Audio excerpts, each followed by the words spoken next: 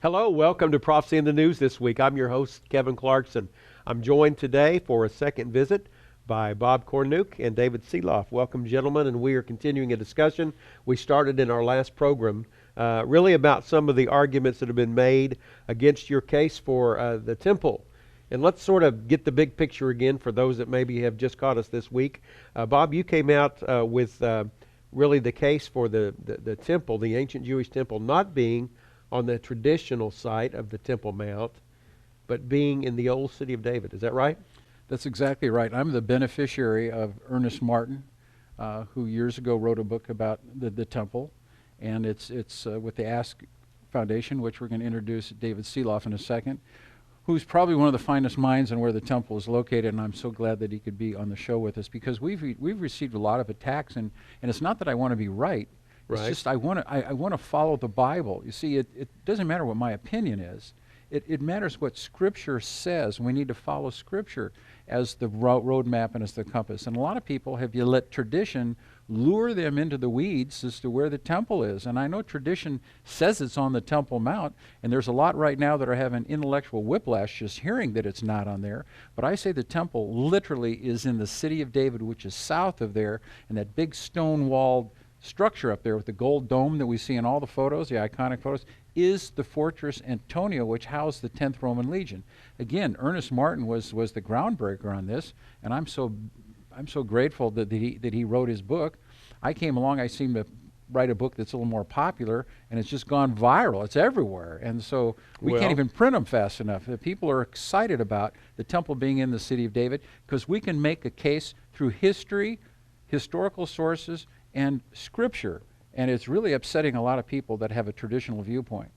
And of course, to state the obvious, which we often need to do, the big implication for prophecy is if the real site is in the old city of David, the Jewish nation has full control of that area. They could start construction right now. Well, the Muslims have control over the Temple Mount. Right. They're not going to let a Jew put a shovel in the ground to rebuild the temple. The Jews want to rebuild their temple. They can't even pray up there now. They can't even pray up there. And if they ever did put a shovel, 1.2 billion Muslims had come in a holy war. That's why when the temple was taken back after the 6-Day War, that area, Moshe Dayan said, no, give it back to the Muslims because this is going to cost us his troops raised the Israeli flag, and he just pulled it right down. So this is huge for prophecy. It is. It and is a great we're talking staggering about prophecy in the implications. news. This is prophecy in the news. But I'd like David Sielaff to be introduced here. He has done a phenomenal work along with Ernest Martin and has become a very close friend of mine. And he knows more about the temple than I ever will. So I'd love for him to jump in right now and just give your opinion on where the temple is and why we believe it's in the city of David. Well, the temple was located above and on top of the hill above the Gihon Springs. And there's water there. And that water literally propelled 40 stories up into the temple.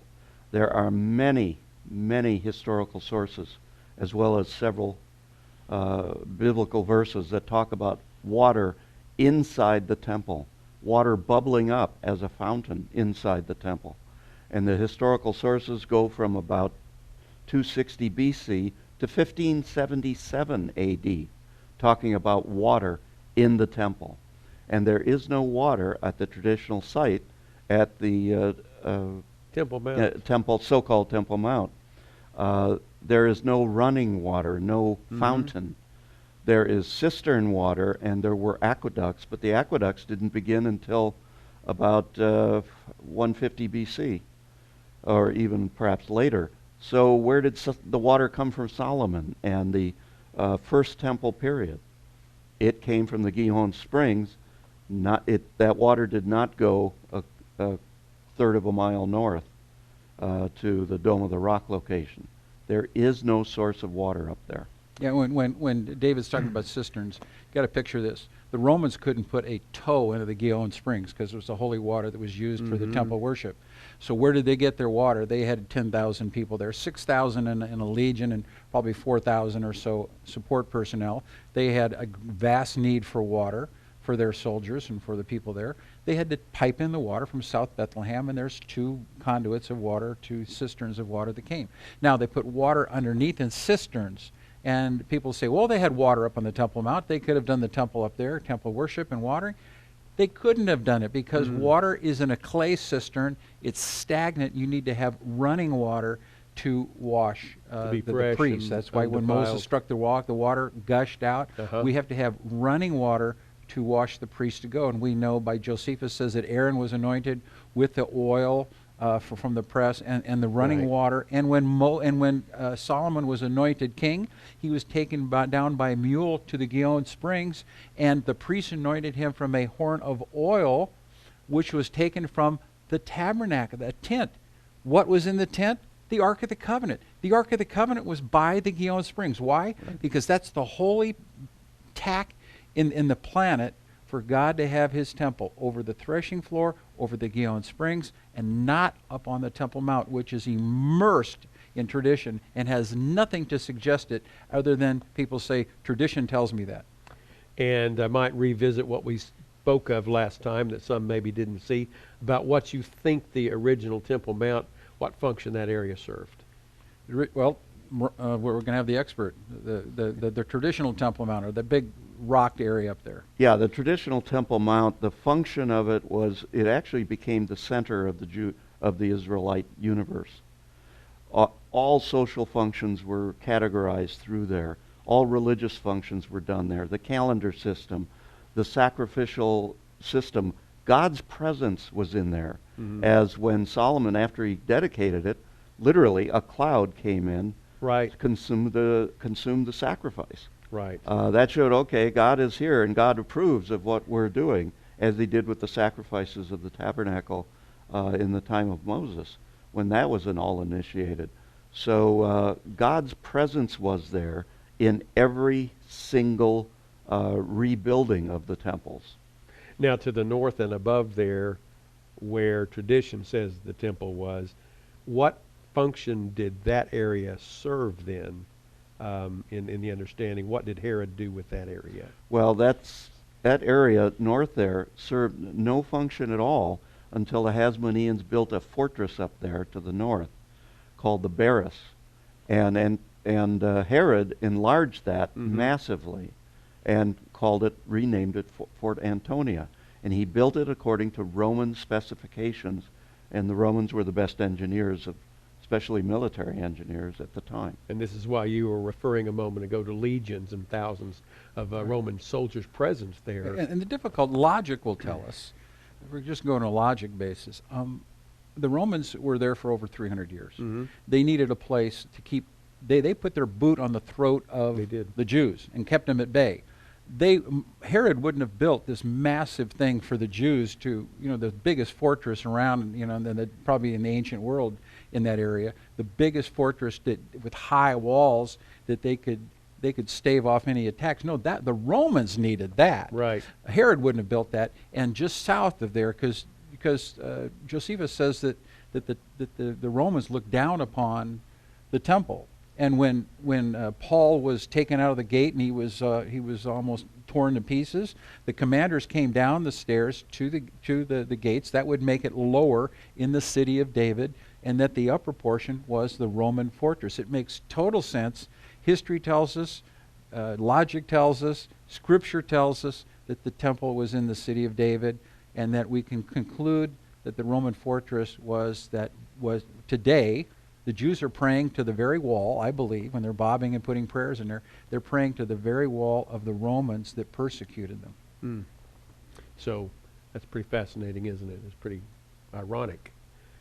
Well, let's, if we can, step into some of these specific arguments that your opposition has raised, and we've already cited some video clips. I think we can return to some of those. Yeah, we had some video clips last week. Now we're going to go look at some video clips this week. So let's just take it a few of some people that are attacking us for our viewpoint. Next point is the Gihon Spring. Right. So the Cornuke conspiracy says... Another big one. I'd say, from what I've learned, the two things, number one is the Antonia Fortress. The second is the Gihon Springs, as they call it, which is the Gihon in Hebrew. But anyway, yes. Gihon Spring is located just to the side of the city of David, and it's the water source for Jerusalem in ancient times. Right. Of the Jebusite city that was taken over. Right. And the Gihon Springs, so they say that the Cornuke conspiracy says that the temple was built right by or over the Gihon Spring. But this is another case where they just don't realize that the whole area there for the past 2 decades has been thoroughly excavated by archaeologists. Okay, so they're making an argument about the Gihon Spring itself. David, what would you reply to that? Well, I don't understand exactly what their point is. Yeah, the excavations have been going on for 20 years, perhaps even longer, and there's no sign of a Herodian temple there. Mm-hmm. There wouldn't be, because Jesus said there's no stone upon another. Right. But there are massive stones and walls that I believe are part of the first temple. And nothing about the first temple that Jesus talked about. He was specifically referring to the Herodian temple that he was looking at with his disciples. Yeah, we've recently with Eli Shukran, we'll talk about him in a moment. He was the head archaeologist over there. He's taken me down, and there is an area down in there. I don't think we're in agreement on this because he's following the traditional viewpoint as a good Jewish gentleman should. But there's some very interesting things that we've recently been discovered underneath there. Eli and others have dug these out. And there's channels where the blood goes. You can see where the rings on the walls where you could put in the rings to tie up the animals to kill them. The oil presses, the flour presses for making the flour, where the blood would run off.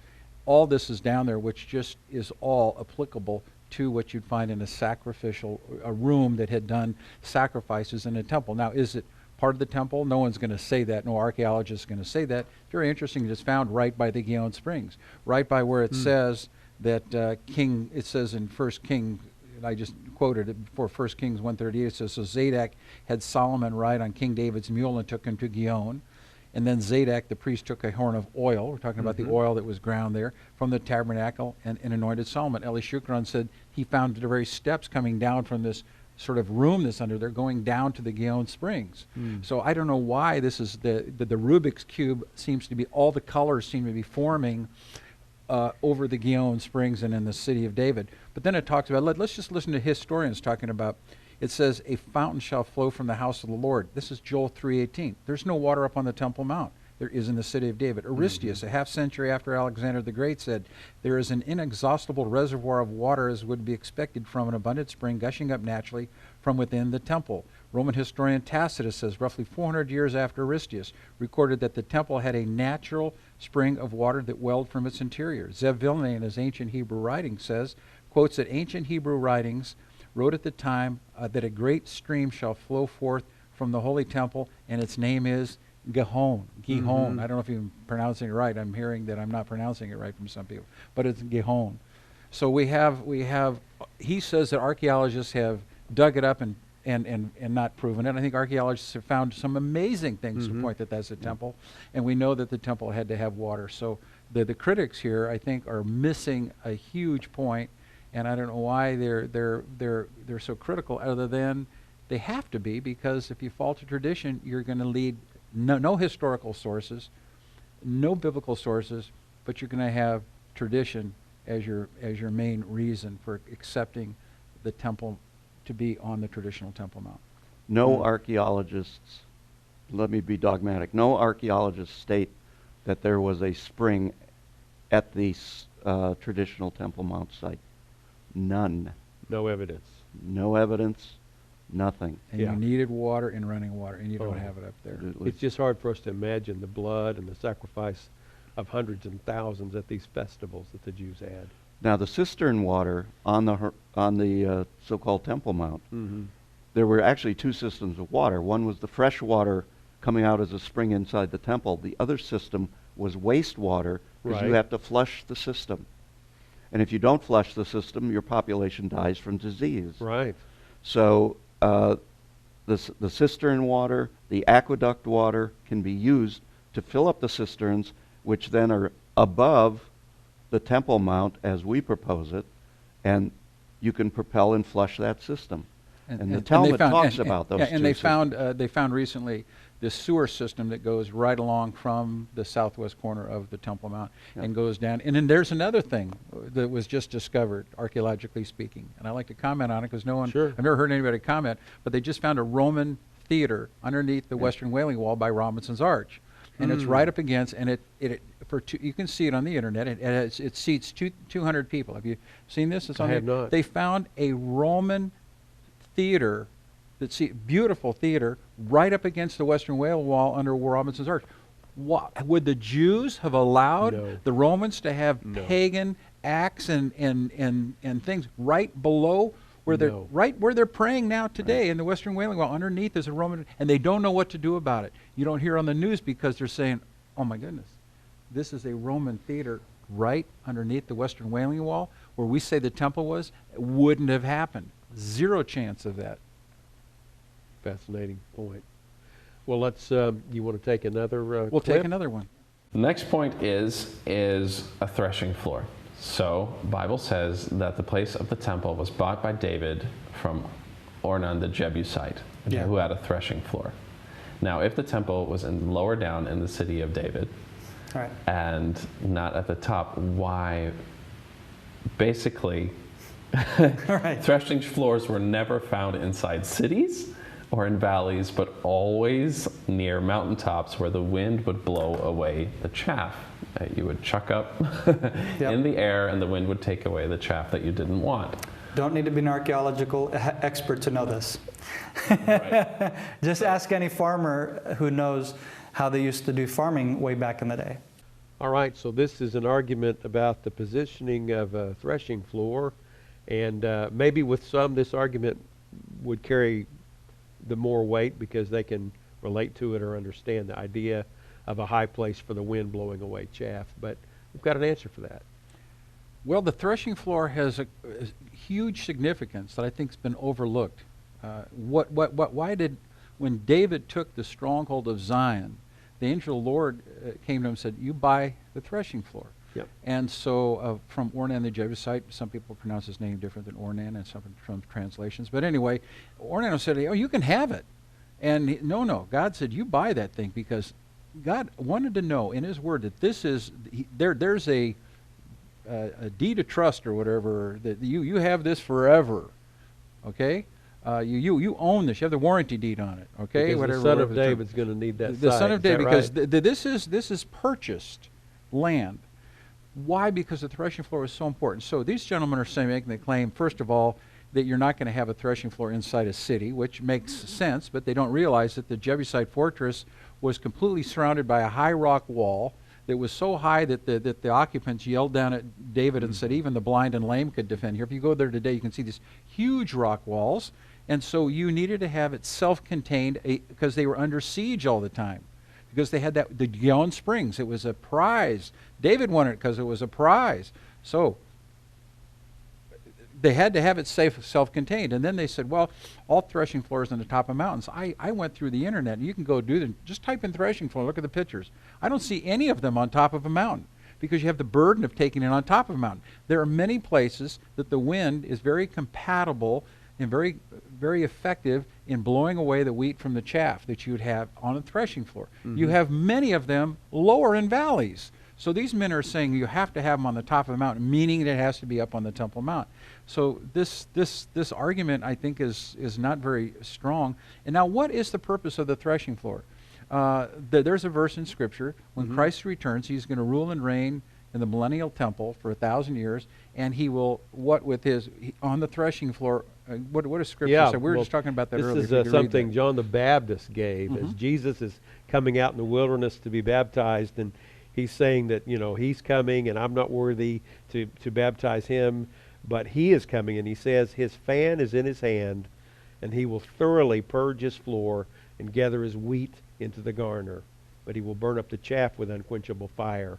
And that's Matthew 3:12. Other translations talk about that's referring to the threshing floor. It is. Where Christ, the temple, that's why the threshing floor was where the temple is built, where the millennial temple will be, and Christ will rule there for that and separate the wheat from the chaff, the wheat being the believers and the chaff being the non-believers. The wheat will go into the barn, which is heaven, and the chaff will go in the burning fires of hell. Right. So this is very important. The significance of the threshing floor is very important, and having the Gihon Springs is very important too. It all consolidates in the city of David. On the traditional site of the temple, it's actually a peak underneath the Dome of the Rock, Okay. and which was filled in to form a platform. Mm-hmm. Just because it's a platform now, it wasn't a platform until 2,000 years ago. But before then, it was a peak, a huge stone rock that Josephus says was 75 feet tall and prominent. It was not a threshing floor up there. Yes, that makes perfect sense. And of course, the huge significance, as you've already pointed out, David bought the land because God told him to, and he said, I won't take it, I'll buy it, because it's going to belong to a later son of David, who we know as Jesus Amen. Christ. See how beautiful it is? How it all is. comes together in It's the city of perfect. David? It's perfect. Well, before we listen to another clip, I want to just make you aware, if you have not yet read Temple by Bob Cornuke, it's called Temple, Could History Be Stunningly Wrong? It's one of the best sellers on Amazon. It's going out great guns. You can get it here through Prophecy in the News right now for $12.95. And we'd like you to call in the 800 number on your screen, or go to our website, and our online bookstore is a really convenient, quick, easy way for you to order. That cost and shipping and handling. There's a companion volume, because where the temple actually sat would have an influence over where Calvary is located, as we understand how the crucifixion occurred inside of the Holy of Holies and the rending of the veil. Bob has a book called Golgotha, Searching for the True Location of the Crucifixion. That book is $14.95 plus shipping and handling. prophecyinthenews.com, or the 800 number on our screen is how you would order that. Also, take advantage while you're online or on the phone and become a subscriber to our magazine. Prophecy in the News has a monthly magazine with 6 or 7 feature articles that are written, mostly new and fresh, and some classic articles from the archives of J.R. Church, the founder of this ministry. But a subscription to that will be a blessing in your home and in your life every month of the year, all year long. And it's $34.95 or $24.95 for a digital copy. Well, that's enough of that. Let's go back to another clip and reply. The book quotes or alludes to a lot describing a certain archaeologist in the city of David. Can you tell us a little bit about that, Doron? Yeah, I've noticed Cornuke talks about Eli Shukun, who is one of the top archaeologists in the country of Israel, and specifically in the city of David. And unfortunately, he's misquoted miserably in Cornuke's book as verifying that Cornuke's theory, which is that the temple was in the city of David. It's not really quoted, but the way it tells the story. Yeah, you can say however you want. You're misleading your audience, plain and simple, because if that's what I walked away with, and again, maybe because I'm Israeli and I don't understand the English language, and you can criticize me for misreading his attempt, but plain and simple, he quotes Eli Shukun as basically affirming his opinion. And that's just wrong. It's flat out wrong. In fact, first of all, the city of David does not hold any claim to Cornuke's affiliation with them, because he makes it sound like he's kind of like an in-house guest. He's BFF with all the people there. He's not. The people there are not friends with Robert Cornuke. They might allow him, of course, just like any visitor, to have access to the city of David and to enjoy the area as a visitor. But they definitely do not support his opinions. They definitely are not going to, they're not going to back his theory in any way, shape, or form. I can tell you that as a fact because I know their opinions. Well, that's interesting to bring our friend into this, because Bob, I've been in Jerusalem with you and Ellie, and I didn't consider him to be somebody that was not your friend at all. Quite the opposite. I think Ellie and I are good friends, and any quote that I had Ellie in the book was taken. These gentlemen said I misquoted Ellie miserably. Every word he said was taken from a video of me videoing him with his permission. And because these men say that Ellie's not my friend and I'm misquoting him, I sent a text before the show And Ellie sent me back. He just said, I never said that I'm not your friend. We are friends, and you know it. I do appreciate all the things that you have done for me, and I'm sorry that you are offended by these two people that have their own agenda regarding the Temple Mount and have nothing to do with you or me. Thanks, Ellie. So Ellie's saying, who are these guys, and why Right. are they making this claim and putting words in Ellie's mouth? And every quote that I did with Ellie, who's the director of archaeology in the city of David, comes from a recording. I think Ellie is a dear, wonderful friend of mine, and this kind of upset me a little bit more than it probably should, for these men to make these claims on the internet. And I think they're very reckless in what they're saying. And as Christians, we need to hold ourselves to a higher standard. And I'm just sorry that they've decided to take the low road on this. And I have my own contacts with Ellie, both by email, internet, as well as face to face, and I totally concur. I mean, he knows you. He's a friend of yours. You've had your own contacts with Certainly.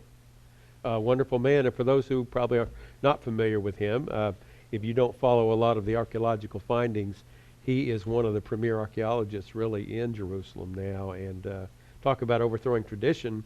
They thought the Pool of Siloam was in one place for I don't know how long, but he's And Ellie discovered found it. the real place. He found and the even Pool of the Siloam. nation has moved over to where that Right. is.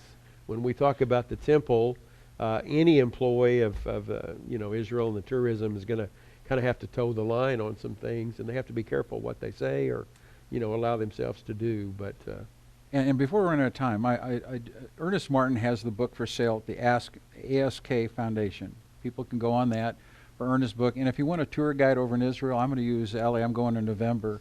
We're going to go again, and he does a phenomenal job of guiding. And just tell Ellie that you know Bob Cornuke. I think he'll treat you well. I think these guys would have you believe that we're not friends, but we are.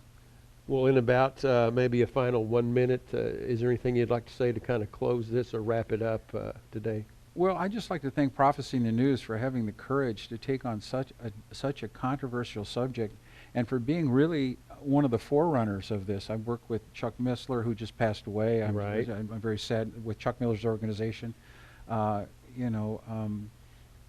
K-House, and so these are great organizations. I just want to thank you for having the courage to be the icebreakers on such an interesting subject. But I think the temple is in the city of David, and I appreciate you letting us have a voice. Well, it's important, and if this case can be made and the proper people over there who make decisions are able to see it and accept it, then as we said, that temple could start being built. Things should begin to move pretty fast. It's going to get pretty heated very fast. And they already are in so many ways, on so many fronts. You'd have to admit the signs are all around us that the Lord is gathering things up and preparing to come back. And that's what we're all about here at Prophecy in the News. The Lord has fulfilled hundreds of prophecies already. The ones yet to be fulfilled, you can be sure, are going to be fulfilled to the very letter of what he has said. Are you ready to meet him? Are you ready for his coming? That's what is of utmost importance in your life and mine. Be sure that you know Christ. If you don't, call on him, ask for salvation. He will meet you, and let's keep looking up.